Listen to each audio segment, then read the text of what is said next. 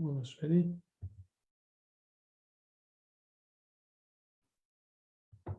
Share it on the Shul Facebook page.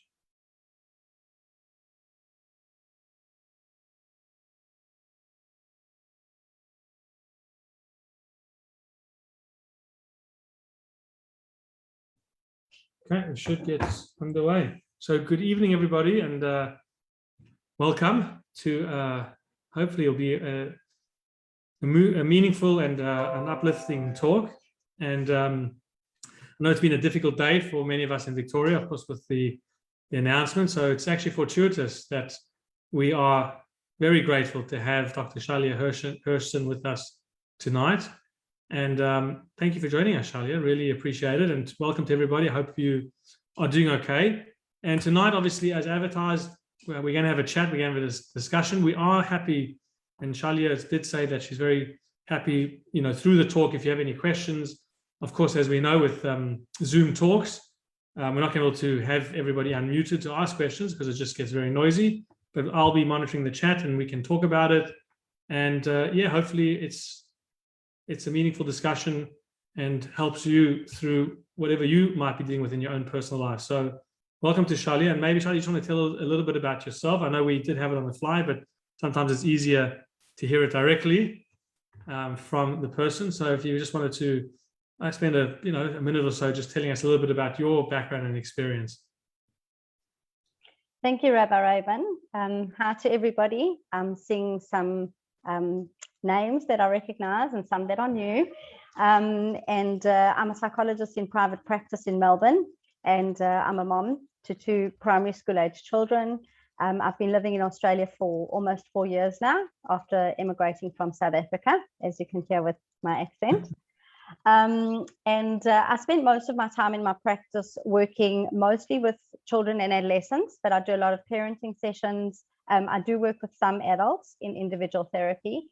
And what can I say? I really feel very humbled and very blessed to be chatting with Rabbi Rabin tonight.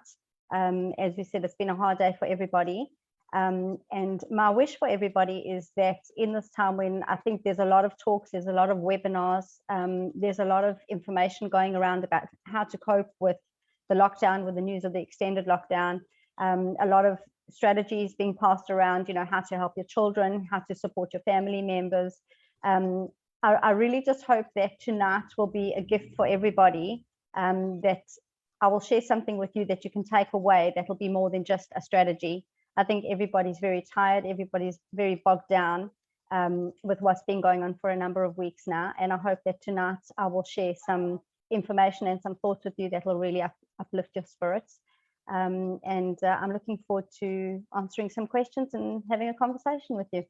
Wonderful. And once again, thank you for your time. I know, sure. You also, as you said, you've got 2 young kids and you've got a busy practice. And so I'm sure it's not exactly what you want to be doing at 8 o'clock at night, having another chat about mental health. But I think what Shalya and I, when we were talking about this particular talk, one thing we both wanted to avoid, and it doesn't mean you can't ask these questions, and I'm sure Shalya will be happy to answer questions that, want specific advice or, even general advice. But as Shalya just said, I think there's lots of discussions out there. We even hosted where people, people are offering suggestions. I mean, the Rabbinical Council hosted the other night Dr. Michael Carr-Gregg, and it was a great talk, but a lot of the stuff that he spoke about was coping strategies, coping mechanisms. And if you go on Google and you type in how do I cope with lockdowns and how do I cope with mental health, and we'll give you a list, go for a walk, have do exercise, switch off, take time for yourself. So you don't really need to have a professional to necessarily tell you that. Of course, you need a professional to go deep and dig deep and to have a much broader topic. So I think what Shalya wanted to talk to us tonight about is maybe a slightly different angle, a slightly different take on things, or looking at it from a different lens. And I really appreciate it. And I think that's correct. Not that those other things aren't important, and all the coping strategies I think are important. So one thing that came up in discussion with us, and I think it might be a good start, if you like, to this discussion, and we'll see where it goes. But I was fascinated by a number of biblical characters, and we actually had a chat the other day We might start a podcast series, who knows, that, psychoanalyzing some of the biblical characters. But one person that comes to mind when I think of someone who suffered and someone who went through varying challenges and heavy struggles in their life was Joseph. And I think if you look at how Joseph dealt with a number of different parts of his life, I think it does give you, I guess, some understanding. And not that obviously you can compare yourself to Joseph and Joseph can compare himself to us, but Joseph is someone who went through a lot of trauma. From the minute he was born, really, his brothers didn't like him. They sold him. They wanted to kill him. Then all the episode that goes on in the jail with Joseph, then he almost gets killed by the head of this big household, and all sorts of trials and tribulations that occur in his life. And so, Shalya, I don't know if you want to sort of just touch upon, and I can give you some things that I was thinking about, but when we think about trauma or loss or grief, you said something just earlier before we actually started, about the concept of loss. And maybe you want to just elaborate a little bit about how what's happening right now is a loss in a way. Yeah, for sure. I think you make your analogy to what happened in Joseph's life, I think it's very relevant to what we're all experiencing. And again, I just want to reiterate that whatever we talk about tonight is not to undermine any of the other talks and the strategies and things, but really just to share maybe a slightly different lens, a different perspective as to how we can manage this, and really just helping support our families, especially children. I have a lot of questions in my practice, but also just in discussions with friends and at school, and in the community, I hear a lot of talk about children who are really struggling. So I think the first thing that I wanted to share a little bit about is when we think about trauma, usually we think about trauma as that thing that happens to us, or a terrible incident or a terrible experience that impacts on somebody's life. And the newer research into trauma, when I say newer, it's probably about 10, 15 or 20 years worth of research. So it's not something that just came up yesterday in a journal article or a magazine. Right. Trauma is that they're beginning to understand that trauma is the internal response that we have to the things that happen to us. So what happens inside of us as a response to that? So if you think of anybody who's had, let's say, a loss in their life, and I certainly think that this lockdown is something that is the catalyst for a grief response for people. We're seeing the loss of their self-concept. People who've had really good jobs don't have that job, and that job might have been the thing that defines them. The loss of freedom, the loss of financial security, the loss of social connection with people. We are seeing a grief response where people are longing for that, and they're feeling quite incapacitated and quite stuck. And that's leading to trauma responses, it's leading to fear. And we know that even fear and anxiety, those keep us stuck, those keep us bogged down in all those feelings of helplessness. And I think one of the things that we know that we're seeing with trauma is that just having people who can understand, listen to us, validate, and be an affirmation of our experiences and our feelings is very often enough to mitigate and to act as a buffer against a trauma response. I'll share just a brief example from one of the practitioners. He's a brilliant, brilliant man, Peter Levine. And he's a psychotherapist, and he talks about many, many years ago where he was knocked over by a car. And being a practitioner, he knows all too well about being able to manage trauma and, to process difficult experiences. And he says that when he was lying on the ground, he could actually feel himself unraveling and becoming undone by this experience. He knew in that moment he was going to suffer from trauma or PTSD later on. And in that moment, somebody bent down next to him. It was actually a doctor. And she just put her hand on him and said, "I'm here. I'm going to make sure that you are okay. And I'm going to sit with you." And in that moment, he knew that he was actually going to be okay. And that is something that has stuck with him. So I think that's something that we will get to talk a little bit more about in terms of how do we actually help children and family members and ourselves during this very difficult time.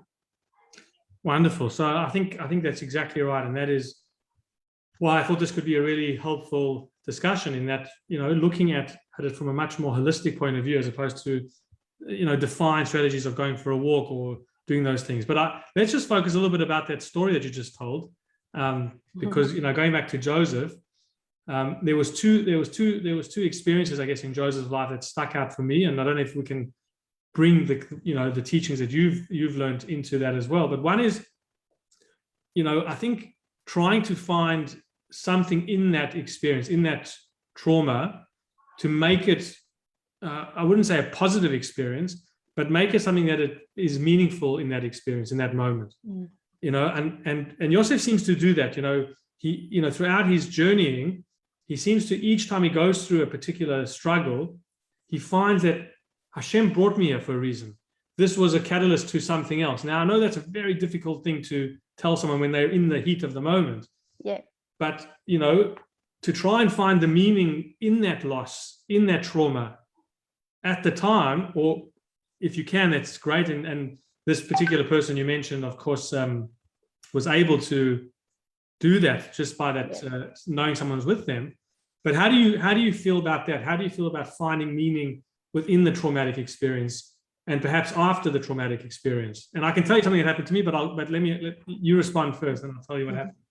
So I think that's a really good question. And to be honest, it's not a simple answer. There is no simple answer to that question. However, I think it's because most people, when we're going through something like we are going through with the lockdown, we do feel so helpless. We feel like we don't have control over what we want to do. We cannot make choices. We don't have freedom. We cannot move around. We cannot see people. And that's really hard to deal with. That's over and above the uncertainty that we have of when is this going to end and when are things going to get better.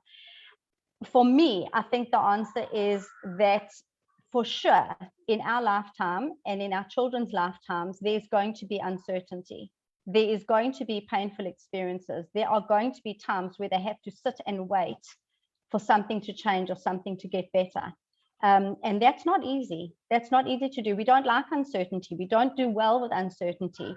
And I think the fear that is perpetuated during the lockdowns and the news reports and the information that we're sharing amongst ourselves does leave us feeling what I think a lot of people have heard the phrase frozen stiff or scared stiff, where we become completely shut down and incapacitated by our fear and our anxiety and our helplessness. What we do know is if we look at what has happened all over the world with major experiences and events, I'm going to refrain from using the word resilience because I think it's thrown around way too easily and it means very different things for different people. But I'm going to use the word more in terms of post-traumatic growth. So we know that people who do have a belief system, people who are able to tap into hopeful thoughts and feelings, and people who have gratitude, they do fare better in overcoming adversity. And I know that's particularly hard because at the moment we're feeling like, when is this going to end? We don't have a choice. We want to be out of lockdown. We want to just go back to whatever the normal looks like. So how do we keep up that hope? How do we tap into something? How do we find meaning in it? And I think what I'd like to convey tonight is that you don't have to, in that moment, find the meaning. You don't have to be sitting and struggling through everything that's going on. Even before lockdown, I was thinking how amazing it is that parents, I'm sure there's so many of you who've had a full day's work, or there's some of you who might not have had work, and you're sitting with the emptiness and the nothingness. For those of you who've had kids online learning or kids who are going to kinder or whatever it is, to be able to log on and to sit and have the capacity to do a webinar and to listen to more of this, that for me, that is quite commendable. I think that the parents and the children are also the heroes of this whole story. But for me, it's not really about looking for the meaning in it. It's about being able to hold on to some kind of hope, some kind of belief that this will end. We don't know when it is. Sometime this will end and we will come out of it. And I think the more important thing is not only to hold on to that belief for ourselves, but to model that belief for children. And one of the things that's why I think it's so important that we're talking about it tonight is over and above those strategies to get out, to have routine, to be doing exercise, to be eating healthily. More than that, if there's one thing that parents can do at a time when they're feeling so helpless, is to just hold and contain some of the feelings for their children. Even if it means that you don't know what to do with them, you don't have to take those feelings away from them, but be mindful of the narratives that we're using, the words that we use to communicate. Words are so powerful. You know, if we can believe and we can understand that our words have the capacity to have us inscribed in a beautiful, healthy life for the coming year, our words have tremendous capacity to model hope and hopefulness for children. A lot of times recently in my practice, I hear children as young as 6 and 7 saying things like, how long can they do this? They can't keep us locked up like this. We're not in jail. And I'm hearing that those are actually, we're all thinking that. Yes, we're thinking that. I'm not going to deny that. But for children to be hearing that narrative, for that discourse to be so pervasive that we are in jail, we're in lockdown, there's nothing we can do. Our minds and our souls and our spirits are not in lockdown. We're in physical lockdown. There's also talk of us being able to use, instead of social distancing, it should be physical distancing, because at this time, social connectivity and connectedness is what we need more than anything else, even if it is virtually. So that meaning, I think, can be derived not only from having a belief system in the moment and knowing that you can transcend it, but thinking about how we model that to our kids and our families, that this will end, acknowledge those feelings, it's okay, but what could we do in the meantime? We have capacity to change how the story ends and to envisage different possibilities. Wow. Okay. So a lot to process from what you just said, because so many words of wisdom, so many pearls over there. But let me just break it down if I can, so I can, compartmentalize it in some way. So there's a couple of things you've said there. One is that, it's literally, we don't have to find direct meaning. We don't have to, say, oh, now I know why this all happened. Great. I feel wonderful. It's not about that, what you're saying. It's saying you got to find just that little bit of hope in yourself and allow that to hopefully permeate, not just for yourself, but for those closest to you, because they can sense that. At the minute Viktor Frankl obviously is always about, as long as there's hope for something better. But the question is, in that moment, and I know it's a very good point you made, that you can't always find meaning. I'll just tell you what happened to me, and I mentioned it briefly. I was actually involved in 2 car accidents. Amazingly, I survived both of them. Clearly, otherwise you would be talking to a ghost. But the one of them, I was in South Africa, and we went over a sort of an embankment, and I had fractured a part of my back, vertebra in my back. At the time, I didn't know what was wrong, and I remember lying there. I was a passenger in the seat, and the car had gone over the cliff. I remember lying on the ground, not to be able to feel my legs, and it was at that moment where I dove into Hashem, and I said, God, please just make me able to walk again. And only years later, well, probably a year or 2 later, when I was sitting in Shul on Yom Kippur, in fact, it's interesting, we're not going to be in Shul on Yom Kippur, that I really felt, when I think, I was talking about, I was actually just starting, I was helping out a shul there, and I remember in one of my drashot that I was saying, I said, we got to really dive into Hashem. And then I was thinking, when was the only real time that I felt like I really communicated and spoke to God with? And I wasn't even using the words of our faith. I wasn't using Hebrew words. It was in that moment. And so, yes, at that time, I didn't see the meaning to it. I didn't feel the power of it. And again, I would love to not have found the meaning through that particular experience. But can we have that moment now? Can we have that ability to say, you know what, next year, please God, or 2 years or 5 years down the line, we're going to look back at this time and say, what, instead of all the negativity that surrounds us, is there that meaning? I think that's what Joseph was able to do. He was able to see it quite soon in the experience. I don't think we all have that the knack to be able to do it straight away. So, is that realistic to think that instead of seeing this as, okay, it's so terrible, think about, well, what meaning is going to be generated in my life from this experience? Is that wishful thinking? No, I don't think so. I think some people are more inherently oriented towards finding meaning in things. And I know this is probably not something I should be saying to a rabbi, in that if your meaning and your spiritual belief is in crystals or fairies or smelling salts or whatever else it is, whatever you can derive meaning from, if that's what works for you and that's what helps you function, that's great. But I think it's not even so much about finding the meaning, that I think at this time people are really bogged down with all the strategies and the what can I do and what should I be doing. And I think that puts a lot of pressure on parents as well, because with everything that they're juggling during the day, who has the time to be, following new recipes? We were joking about, the craze of baking banana bread and becoming the best version of yourself during lockdown 3 and 4 and 5 and now 6. And I really think that if I could share one thing with everybody tonight, is that there are so many powerful things that you can do as parents, and you don't need superpowers to do that. It's about sharing a life skill with your kids and with your family, that they're going to need to know that in life things are going to happen to them that are not pleasant, that are so hard to tolerate, that are so hard to sit with. And sometimes we need to just sit with it and wait for it to pass. And we need people to acknowledge it. We need to know that there's somebody who can witness and validate our pain, our uncertainty, our fear, our sadness, whatever it is. I think you and I in our previous conversation, we were talking about how I see a lot of this as a grief response. So we're seeing a lot of the loss, a lot of confusion, we're seeing a lot of anger, we're seeing a lot of denial, we're seeing all sorts of things. But when we go into a house of Shiva, we don't say, all right, okay, so we're going to be doing this for quite a while. Let's get up and start doing something. What strategies can we use?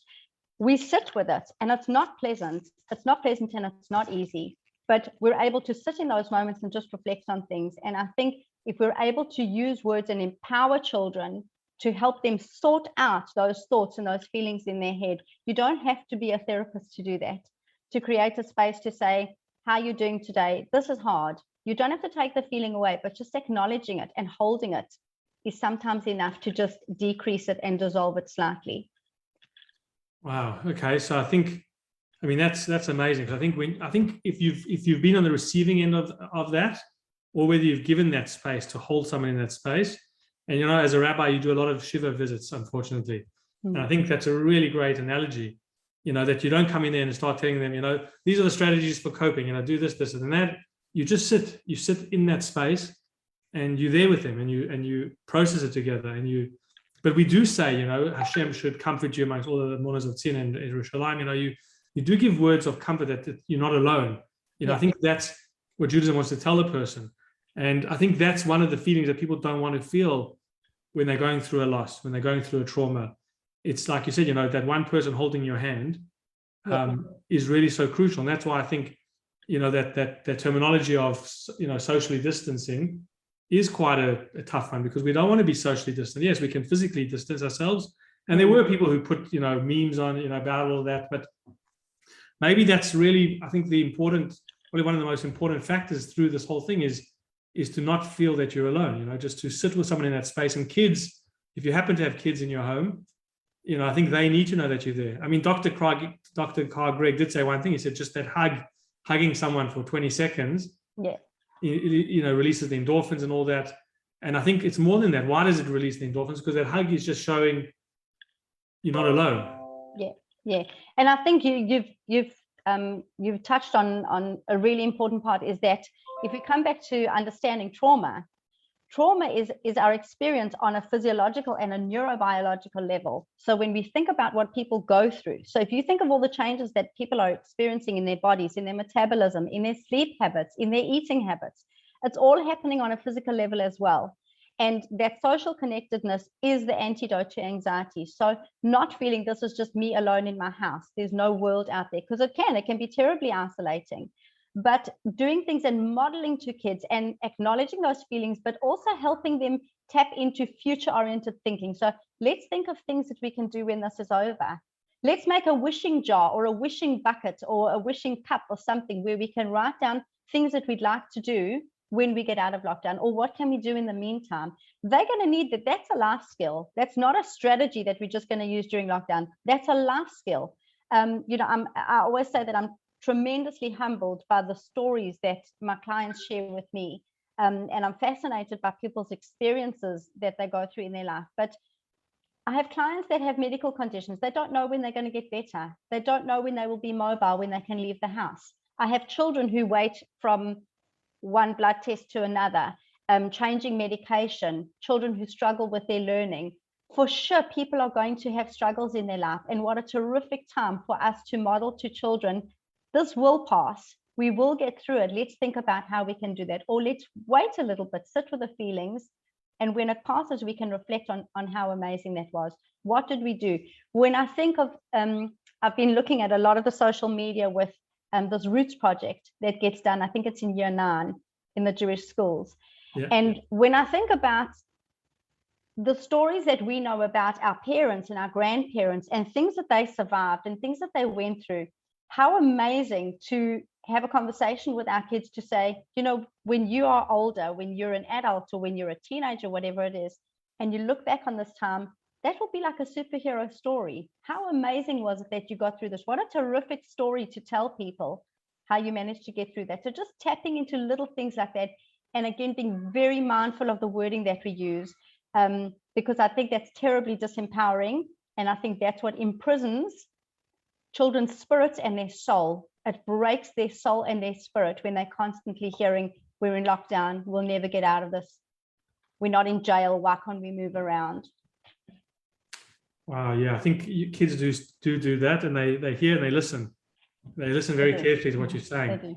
But I want to just take one step further in what you're saying, and I want to see if you think this makes sense, and I don't think it contradicts what you're saying at all. But I love the concept of believing in a better future, and that there's something positive going to come out. Like this is not it. It's not always going to be like this. We're going to get through it. But what if? How do you then deal with it now? Like, because I know that Judaism does speak about the concept of hayom. It's all about now. Like, don't wait till tomorrow. Don't wait till we don't know what's coming tomorrow.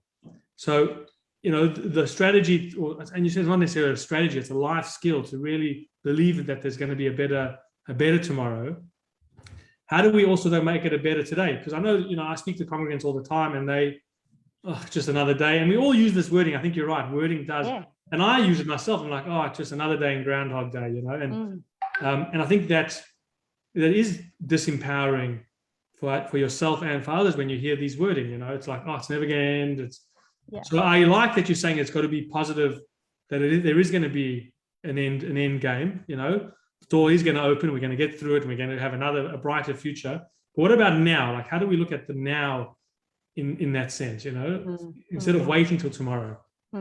And I think the important thing that you've mentioned there is focusing on the now. But look, I don't want to say, I'm not making out as if it's easy for anyone. There are people that are really, really struggling. We know this. Yes. And toxic positivity doesn't help anybody. When we say these are unprecedented times and one step at a time and one lockdown at a time, it's not helpful at all to anybody. We've heard it. That's kind of, the jargon and the language that we're using. But in terms of what can we do in the now, we seem to feel better when we are able to vent and to express our anger and our frustration. Then that's good. That's healthy. Of course, it's better than bottling it up inside. But the problem is that when we do that, it doesn't change the reality of us being in the lockdown. What it does is it keeps us in that perpetual loop of, what can I do? I'm helpless. We're not getting out of this anytime soon. This is shocking. Who can we blame? It keeps us stuck in that perpetual loop. And I think in terms of what can we do now in the moment, acknowledging the feelings, it's hard, we're struggling, validating them. Nobody's taking those feelings away. We're not undermining them at all. But if you think of the concept of mindfulness, it's very interesting, because I experienced something that's quite paradoxical, that everybody says practice mindfulness and do breathing and do meditation and focus on yourself in the moment. For some people, that's actually terrifying. Yeah. For some people to actually sit in that moment, to reflect on their situation and to think what was and what might be and what we don't know, and how things have changed, and being separated from family members. And we don't know what the coming weeks and months are going to look like. That can be absolutely terrifying. And an interesting concept, which is the juxtaposition, or the opposite of that is something we call decentering. It's used a lot in dance and movement therapy, where we actually move away from that specific moment and feeling. So we acknowledge it. I'm feeling this, okay. But we move away to what other possibilities can we create? And I think that's the answer to your question. What can I do in the moment? We're not getting out of lockdown tonight. And it's not going to be tomorrow or next week. So what can we do in the next few moments or days? And that is about speaking to our kids, acknowledging it's real. We all have these feelings and they're normal, and that's fine. But what else can we be doing? We do have that capacity within ourselves, but I think the getting stuck in the negative narratives and the talk about it and the complaining about it, it really breaks down the kids' ability to transcend that. They're not able to be creative. Can I share a quick anecdote with you? Of course. And I did ask for permission to share this. Somebody shared with me the other day that they've been having a particularly difficult time in lockdown, and the son is supposed to be having his bar mitzvah in a few weeks' time, and a friend of his was supposed to celebrate his bar mitzvah 2 weeks ago, and he was actually in isolation. So not only was his bar mitzvah not happening on the scale that they envisaged, but he was also in isolation. And unsolicited, this little boy, who I think he's I think it's a best friend of his. Yeah. And he asked his mom, he said, can I go visit them? I'll just stand outside. She said yes. And without even asking her or without being prompted, he filled up his pockets with lollies and sweets. And he went over to this friend's house, and he stood on the grass in the garden. And the friend was on the inside of the house with a closed door and window. And he said, I'm here to hear you sing your bar mitzvah portion. So he sang his maftir and haftarah, whatever it was, and he said, I'm here to hear you sing. Will you sing for me? And he threw the lollies afterwards, and they were strewn all over the garden. And I just thought, what a beautiful thing that when we allow children to be creative and to use their imagination, they really can triumph over adversity. They really, really can. And it's not that they are locked down in lockdown. It's that their minds and their soul and their spirit can still be playful and energized and hopeful, and do things like that are so uplifting and nourishing. Wow, that's such a beautiful story. It is, isn't it? It's going to be in a Yom Kippur sermon one day. But I think you're so right about our minds are not jailed. We're not in lockdown in our minds, and I think that's the whole discussion really that a lot of people have is the minute you jail your mind, the minute you put your mind in lockdown, that's when you can really struggle. I know there's so many great stories of Hasidic masters, Hasidic Rabbeim, Rebbes, who were incarcerated in the worst of situations, in Soviet Russia, in freezing temperatures. And, I can't recall which, I think it was either Chassid named Mendel Futterfass, so one of the great Hasidic masters. And when they were finally, liberated, they said, how did you survive? And he said, because they could take everything away from me. But in my mind, I was never jailed, and of course it's not simple stuff, but, you think to yourself, imagine, God forbid, somebody who does go to jail, let's say somebody's going for a 25-year sentence, how does a person deal with that? Of course, we can't even compare the scale of that feeling, but perhaps there are tools in that to say, how do I take today? How do I make today meaningful? And I think it's right what you said. It's not about saying, oh, I've got to learn a new language, bake a banana cake, learn a new language. I'm not saying that. I'm not saying that's how you find meaning in the day necessarily. But I think it's about not undervaluing the day. And today I just did a little thing on Facebook, I said, write something positive that happened in your day. And a few people responded. And it was amazing. People said, oh, I went outside and I saw the sun and it was beautiful weather. And I maybe just realized, there are so many opportunities that you don't have to feel like you're in lockdown, and again, it's not taking away, and I think it was very wise that you said that, it's not taking away from the struggle, the pain, the hurt, the suffering, those who've lost income, those who can't celebrate as they wish to. But even in that pain, you've got to find the meaning, as you've been saying, you know what I mean? And so it's holding that space, which is so crucial. And also that our thoughts, we still have control over our thoughts. And our thoughts are not in lockdown. We have control over decisions that we want to make, what we want to do during our day with our children, even if it is just spending a few moments. We know, and I think a lot of people have been talking about gratitude, but gratitude is so powerful that for me, gratitude is inextricably linked to meaning making, and the way we construct our reality through words. So being able to say, let's think of 3 things that we're grateful for, making a wish for ourselves and for other people. I think it's been very interesting to see in that first lockdown, there were so many beautiful videos of people singing songs on their balconies, to neighbors, and people doing beautiful things, the rainbow trail and the teddy bears in the window. And that was amazing because people were still energized and it was new and it was novel and we didn't know how long it would last, but we thought, yeah, we can do this. And I think as time's gone by, it's got harder and harder for people to do that. I think people are struggling to tap into that hopefulness, and they're feeling like, I don't actually know what else I can do. I'm depleted, I'm flat, I'm exhausted, I'm tired of this, I'm over it. I'm just not into it. And now you're asking me to be a therapist and to, support and hold my child's thoughts. But for me, that's more of what we do as human beings. Like, I like to believe in the inherent ability of human beings to be kind and compassionate. And I think we see that all the time. I think when we look on social media, on the Facebook groups, people are so kind and people are so helpful and supportive. That in itself is beautiful and uplifting, that we don't need to have superpowers. We don't need to have a whole list of strategies. We need to be able to say to our kids, this is so hard. I can see this is hard for you. You spent the whole day online with your lessons and you're tired, but I think you're amazing. How do you think you've been able to do that? That's amazing. What helps you do that? What do you think? How could we help other children do that? You know, tapping into those little things, having those conversations. You don't need to have any super skills in order to do that, even though it might feel like you do, that you don't know how to talk to them. But that's part of a human conversation. It's not a, you know, you don't need a magic trick or anything to be able to do that. You don't. And I think, you know, there are a few comments that are coming. I'll look at some of the long ones soon, but I think what Liran just wrote is correct. You know, people did get tired, you know, and you do get exhausted. You know, there are times where I even just feel, you know, I just don't have patience to do this anymore, you know, to do another Zoom, another talk, another this, another that. And you do get tired, but I think you got to keep bringing yourself back, you know, and you can excuse yourself to be tired, and you can take a break, and you can rest, and you can, but I mean, looking at Joseph, one other area that I guess is interconnected to this in some regard, and that is, you see one of the coping mechanisms that Joseph used. I don't think it was a coping mechanism per se. Mm-hmm. It was his natural tendency, but you see it as a part of his healing. At every step of the way, he's also, you know, seeing how he can help others. And it's an amazing thing. I even did I do this daily message with the shofar. And one of the messages I did the other day was, you know, helping someone else is probably the greatest way to lift yourself, you know, and it's an amazing concept. But Joseph does it even when he's incarcerated, he's, you know, in this dungeon in the middle of Egypt. You know, think about it, like, we're not talking about no human rights at the time.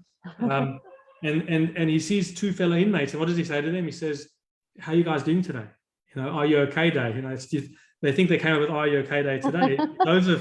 Joseph started it many years before. You know, he asked them simply, are you okay? And it's like, it's mind-boggling. And they probably looked at him and said, are you crazy? Am I okay? How can we be okay? Look at what we're in. We're in the middle of a dungeon in Egypt. And what does Joseph say? Well, tell me about what's going on. And they told him that we had these terrible dreams. And so he uses that opportunity, and he says, look, let's find meaning in this.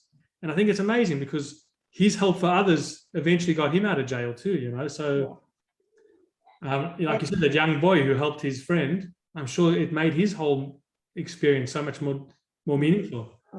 I think also what you're alluding to is, if we think about our shared reality, so there is the reality of us being in lockdown, but again, and I keep mentioning this about the words that we use and how we describe things and frame it. The way we frame and reframe things for our kids and our families and our friends and for ourselves is what's going to help us. That constructs our reality, our belief systems, and how we manage things. You just mentioned now how Joseph sat down and he was doing the "Are you okay?" checking in kind of thing, and I love that. I've never thought of that. That's terrific. But also, we seem to feel that we have to constantly do stuff. We need to have things to do in order to feel like we are using that we're using this time to be purposeful and to do things that will, you know, save the kids. And I'm not undermining, you know, the impact that it has on anybody. I'm really, really not. And I see that on a daily basis. But I think that sometimes we forget that it's actually okay to do nothing. It's okay to be kind to ourselves. And I think we need to, I always say to my clients when I start my sessions, what are the gifts that you've given yourself this week? And most of them, they're like, I don't know what that even means. You know, when we talk about self-care, what is self-care? We don't have any self-care. We don't have time to ourselves. Our time and our space boundaries have all just merged into one, because our homes are work centers and classrooms and cooking demonstrations and all sorts of other things. But we need to also be kind to ourselves and acknowledge that some days it's actually okay to do nothing. It's okay to just sit. It's okay to just sit with your child. It's okay to even just cry. This is hard. It's okay for moms and dads to find it hard and to express it to them. We don't always have to do stuff to get ourselves out of it, but we do need to be mindful what we are modeling to kids and what we are describing to them, that'll enable them to learn the lesson from this and to just manage. It's interesting, you know, just doing nothing, you know, it's like, it's counter like what our minds tell us we have to do, you know, but it's interesting because doing nothing is also doing something, you know what I mean? It's giving yourself a chance. I mean, think about it. Human beings do nothing, or supposed to be doing nothing, for 6 to 8 hours a day. You're supposed to close your eyes and do nothing, you know. That's how Hashem made us. You know, Yeah. the only way we can survive is by doing nothing for a large portion of the day. Yeah. And so when we're in a different setting, then we might have to have more of that time of doing nothing in order to recharge. And I think it's important to look at it in that way.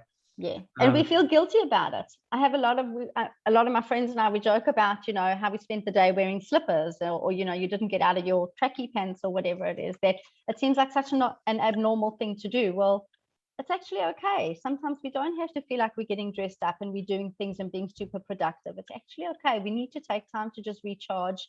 And even if it means, you know, just reconnecting with sitting outside in the sun, reading a book, pull your kids out of the lessons if you need to. I know that I do that sometimes when I can see that they're struggling and we want to maybe just go for a walk or just be outside or something. I just message the teacher and say, we're not doing this lesson this afternoon. And they're actually going to be okay. The kids are going to be okay. They're going to learn so many beautiful life skills and life lessons through this time if we enable that, if we support them through it and we facilitate it without all the magic tricks.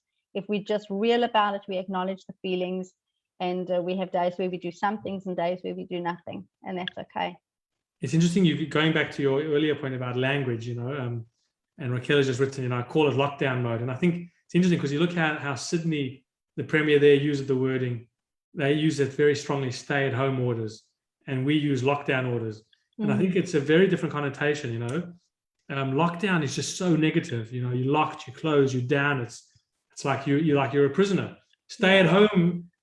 Okay, I'm staying at home. You know, it's the same thing, but it's a very different perspective. And I think, but that's because it imposes on us this, what we've all agreed, or what the government or whoever it is, there's this agreement that we're going to use this terminology, and that's what constructs our reality. That's what frames for us in our minds how we understand this. If nobody had used the word lockdown and we had used different discourses and said we're all going to just be at home for a while until it passes, or we're all vaccinated, that's chill not at home, chill at home orders. Chill at home. So you've got indefinite leave, and we're all going to pay you for the next 1.5 years when you're not working. I know I'm being facetious, but it won't take away the feelings, and I think we would have probably had the same response, but it doesn't keep us stuck in it. I think it feels like a lot of people are in the sinking sand that they can't get out of it, and a lot of that gets projected onto, certainly with kids who are at home with their parents or the teenagers, and then it becomes a vicious cycle. Then it's, you know, how do we get them out of it when we're feeling like this? And I think that's the hard part, is that as parents, it's so hard because we're suffering with the kids, we're seeing them, we don't know how to make it better for them. And sometimes that's the hardest thing, to dig deep when you're feeling so depleted and you feel like there's nothing left to give. You're so tired of it, you're so empty, and you just want it to, you know, to pass. How do you dig deep? Where do you find that resourcefulness? Where do you find that to model to your kids and to say, we're actually going to be okay? I think that's the hardest part of it. Definitely is not an easy thing to do, you know. But I think, look, you know, kids do motivate you to know you want to do something for them. You know, you want to show, demonstrate, be there. But it's not easy. I agree with you 100%. I mean, there's an interesting Hasidic expression or strategy. Now, I don't know if this is helpful for everybody, but it does help. It has helped me at times. It's interesting. There's two sort of related teachings. But one teaching is that in life you're supposed to have, you know, look one direction for one particular thing and look another direction for the other thing. What's that? In matters of spirituality, in matters of education, growth, all things that connote your self-development, always look at somebody who's done more than you, who's done better than you, who's greater than you. So like, you know, when it comes to, you know, learning Torah, always look to a person who's achieved more, because it's going to inspire you to want to achieve more. And then it says, when it comes to looking at your materialism, always look at somebody who's worse off than you. Not necessarily look at, you know, point to somebody and say, hey, they're worse off than me. But always keep in mind, you know what, there's somebody who doesn't have what I have. And this expression is supposed to then keep you always moving forward, because on the one hand, you're always striving to achieve greater for yourself, because you're looking at mentors, teachers, leaders who have done more. At the same time, you're always looking, you're saying, you know what, whatever is happening today, there's worse off than me at the moment. Now, I know that's not helpful all the time. I know I've heard even people say that to me, that just because, you know, everyone says, oh, look what your ancestors went through in the Holocaust, you know. Okay, but I'm not in the Holocaust. I didn't go through that. I can't put myself in those shoes. I can only deal with what I see now. But I think there is an aspect of perspective. I think perspective is important. Yeah, I'll agree with that. And I think it's interesting that you were talking about comparing yourself to other people who are either greater or less experienced or qualified or know more knowledgeable. And I think that is difficult now, because we're looking at the world. There's news all the time. What are other countries doing? What are other states doing? What are other cities doing? What are other towns doing? What are other neighbors doing? Everybody, we have this awareness of what is going on around us. And I think that is particularly hard, because we want to be able to live our lives and make decisions. But I think all of that, and I suppose there's not much that we can do about that. We are surrounded by that kind of information. But at the moment, we can't get ourselves out of lockdown. It's not going to happen right now. What are the things that we can do? What are the things that we can actually do to make it slightly better for ourselves? And that is to be in control of our thoughts, be in control of our hope, even if we feel like we're not particularly hopeful. So I'm not saying you can't force yourself to be in that space when you don't feel like that. But certainly with our children and with our families, that there will be things in their life that are going to be either as difficult or sometimes even more difficult. And I think my message today would maybe be that if you could somehow see this as some kind of preparation for anything that they may go through in their life, to say, hey, remember that was the craziest time where we spent 2 years in our houses and we couldn't go to the parks and we couldn't see our friends and we couldn't have Shabbos together and we had to wear masks. But what were the things that we could actually do? One of the activities that I do with, I did it in the school when I was working there some time ago, and I do it with my kids now, is to ask them, what have you learned about yourself during this time? And what have you learned about your family in this time? And they come up with all sorts of wonderful and crazy things where they reveal to me, things that they've observed with their mom and their dad, that sometimes everybody acts, a little bit cuckoos. But what are the things you've learned about yourselves? And what have you noticed about your family? What does your family do really well? What do they not do so well? And be able to reflect on that, because that's part of growing. That's part of developing your self-awareness and your insight. And that's going to put you in great standing for anything that you go through, whether it's at university or in your first job or waiting for results of a job interview or anything like that. It's such a terrific opportunity to give them those skills that they're going to need for the rest of their life. Wow. I mean, thinking about that, it is such a fascinating perspective to really say, this is like training, this is life skill training that you're going through at the moment. Like, when you talk to, I mean, obviously I've had some friends in the army, Marines, I was living in America, and, they go through, they test their bodies to be able to handle situations that come their way.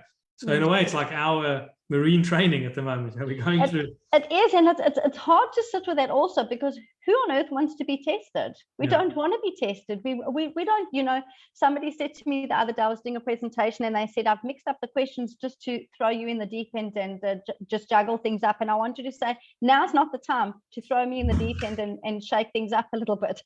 Everybody's life has been turned upside down. I don't need to be tested at this time to see if I can think on my feet. But I think it is. And it's very hard for people to see that perspective. I get that. I really, really get that. But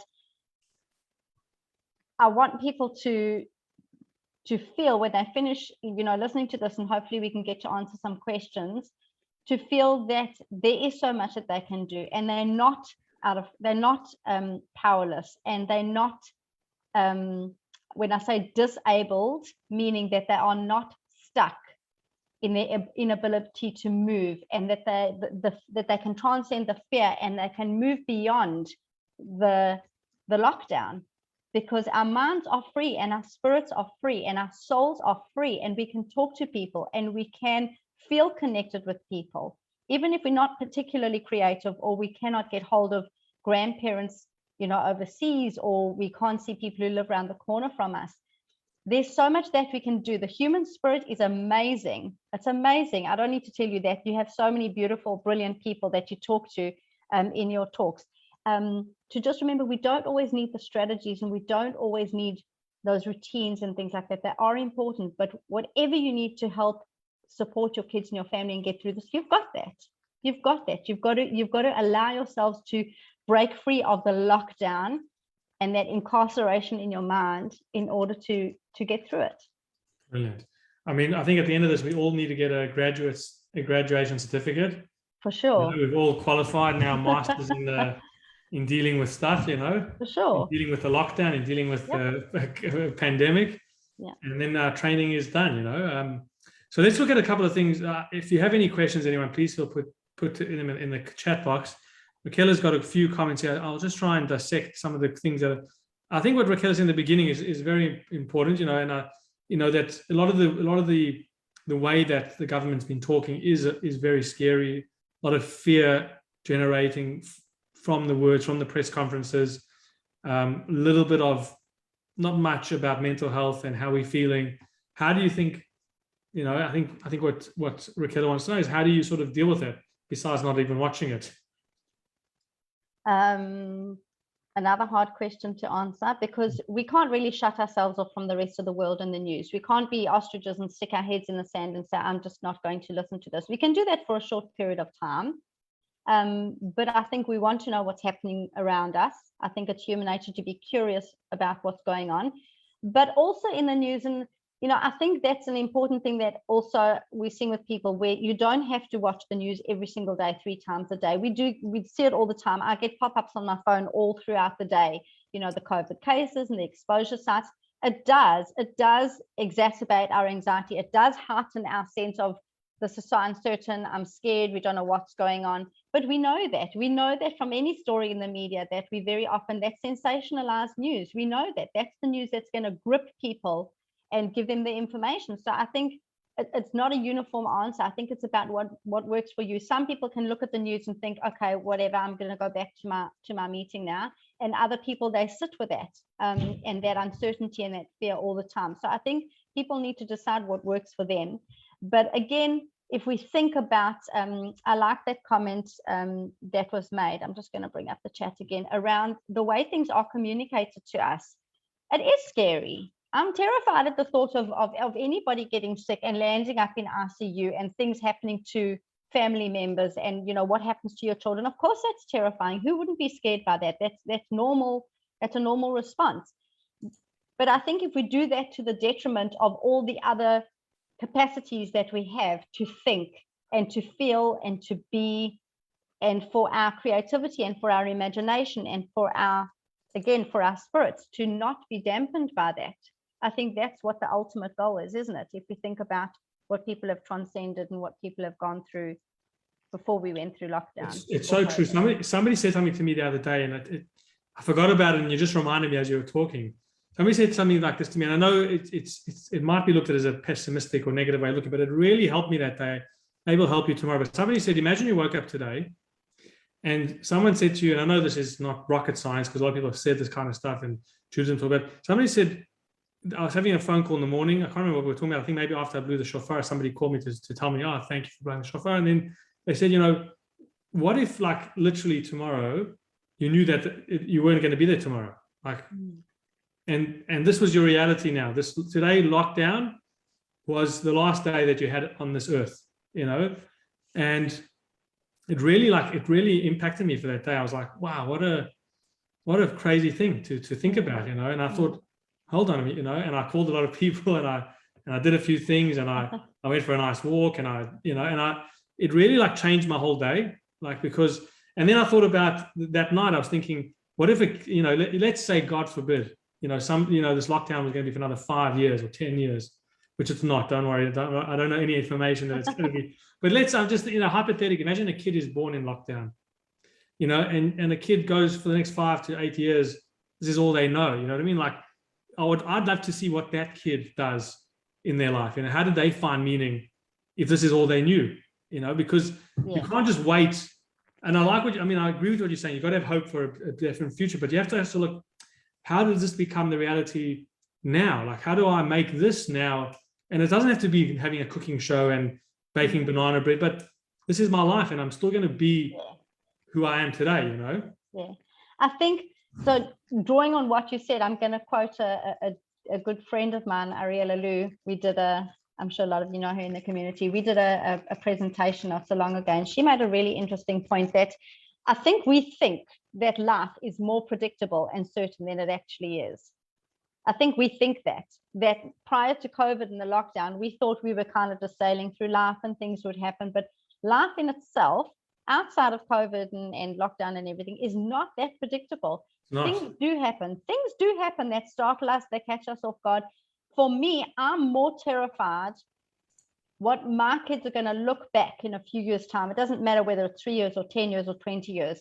The thought terrifies me that they're going to look back and they will remember, they will come out of this feeling that it's hopeless, they're helpless, there's nothing that they can do. You know, kids turn to their parents, kids perceive their parents to be the people who are going to make the world a safe, comfortable place for them.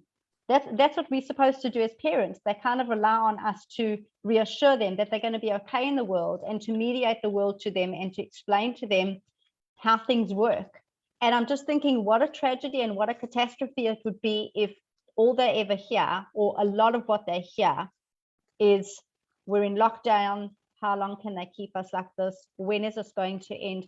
There has to be somewhere, there has to be a voice of hope somewhere for them, even if it's on the hardest days where you think, I actually can't do this anymore. Then don't do it on that day. Do it on another day.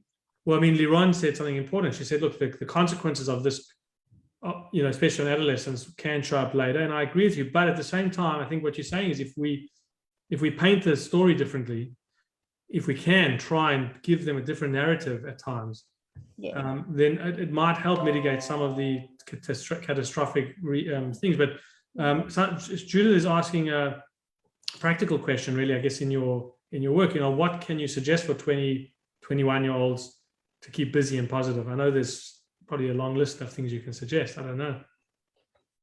So apart from the usual, you know, staying connected with friends and family, going for walks, doing activities, using technology if they need to, you know, to be connecting with them, I would actually ask them. I think a lot of the time we forget to ask people, what would be helpful for you? What do you need right now? The answer is probably going to be to not be in lockdown. What else do you need right now? What is going to help you feel better? Sitting with somebody. Who would you like to sit with? With me? How about getting on the phone to a friend? How about emailing somebody? How about connecting with somebody? Asking people what they need. What do you need to feel better? Sometimes it might just be that person putting their hand on them, or the hug, or somebody to help them envisage, or just saying things like, you are going to be okay. We are going to be okay. This will end at some time. We don't know when. So be real about it. Answer the questions. Be real. We're not going to, you know, fool anybody and say, don't worry, you know, I'm sure by next week this is going to come to an end. That's not helpful to anybody. Just acknowledging it. This is so hard. What do you feel you need right now? What could we do to spend a little bit of time until this feeling passes? How can you connect with other people? Who would you like to connect with? Ask them that question. I think that's so important. I think just you can really tie that into any area of life. You know, so many times people are making decisions for demographic of people that they don't actually bother to ask, well, what do you actually want from us? Yeah. You know, like, I know that, you know, it's interesting, you know, we sometimes have rabbinic meetings and we often say, like, let's just ask congregants, or let's ask the community, what do they want from the rabbis? Yeah. As opposed to us deciding what it is we think they need, you know. And I think parents often need to hear from children what it is which will be helpful. So that's great advice. And I think a lot of the time it also is it's for kids to know that they're going to be okay. They're going to be looked after. Yeah. Well, that's what, and going back, I think that's probably one of the most crucial aspects, and that is being able to hold someone in that space, you know, to just be with that person. Yeah. It's so comforting. It's so healing. Can I show you something? I found this beautiful book. I hope my kids haven't taken it away from me, which they probably have. Give me 1 second. Give me 1 second. Sorry. It's okay. I think it's been taken upstairs. So I'll just describe it to you. There's a book called There Is a Rainbow. And I found this book just by coincidence before we went into lockdown. It was actually written during lockdown. And it's the most magnificently written book. It is a children's book, but I would actually even be using it with adult clients that I see, where it talks about, for everything that we experience and everything that we know, there is something else. There is an opposite, and there's also, for example, there's a here and there's a there. And it uses very practical examples. So that, like on the other side of a window, there's a neighbor. exactly, there's a neighbor, and on the other side of the phone, there's a person. On the other side of sadness, there's a hug. Correct. And the other side of the screen, there's a classroom full with children. And I think that for me, I was quite taken aback when I read that, because I thought, isn't that amazing to do that, taking us out of that here and now moment where we feel so stuck and so helpless, to open up endless possibilities, that there is other things out there. There are other things out there that can uplift us. We need to just be open to it. We need to. Now that I'm going to order that book. I'm sure one of my kids has taken it upstairs. So very good. Well, yeah. Well, thank you very much. I think it is 9 o'clock, and obviously people. I mean, I'm very happy that everyone stayed on, through an hour, and I hope that was helpful for many of you. And of course, it was very helpful for me. I just think having that discussion, talking it through, hearing your insights was definitely very meaningful. And as I said, I'd love to continue our conversations and maybe look at some of the other Tanakh characters, because there's so many interesting things to observe in terms of human nature, the human psychology, and how people dealt with things. Moses in particular, like Moses is an amazing person to analyze in terms of his leadership. I told you I did when I was doing my master's degree and I was doing a thesis on rabbinic burnout and things like that. Moses at times, I think he was about to have burnout. Anyway, that's a whole different discussion, but definitely to be continued. So look, I want everyone to have a Shana Tova. Please look after yourselves. There's still a few more things coming up before the Chagim in terms of stuff that South Caulfield Shul is doing. Obviously our weekly Kabbalat Shabbat, but also next week we'll be joining together before Yom Tov for a pre-Rosh Hashanah get-together, and of course after Rosh Hashanah, and then the Shofar project, that's a whole nother thing. So please go to phh.org.au. But wishing you, Shalya, a Shana Tova Metuka, a healthy, happy, sweet New Year, and looking forward to our next conversation. Thank you, Rabbi Rabin. I'm looking forward to our next psychoanalysis of the next person we pull out from the Torah, wherever it is. Shana Tova to everybody. I hope that you all give yourself gifts of self-care and time to do nothing, and to just be with your family and with yourselves, and not put too much pressure on yourselves. Right. And hopefully next year Yom Tov will look very different. Please reach out to myself or Dr. Rabin if there's anything that you're feeling concerned about, or if there was anything we chatted about tonight that you'd like to explore further. You just gave me a PhD. You called me Dr. Rabin. There you go. Did I say that? Dr. Rabbi Rabin. There you go. There you go. So just after 1 hour of discussion, I'm qualified. Thank you. All good. All good. As if it was only that easy, It's all good. All right. Thanks, everybody. Have a wonderful night, and look after yourselves. Thanks, Shalya. Pleasure. Bye, Rabbi Rabin.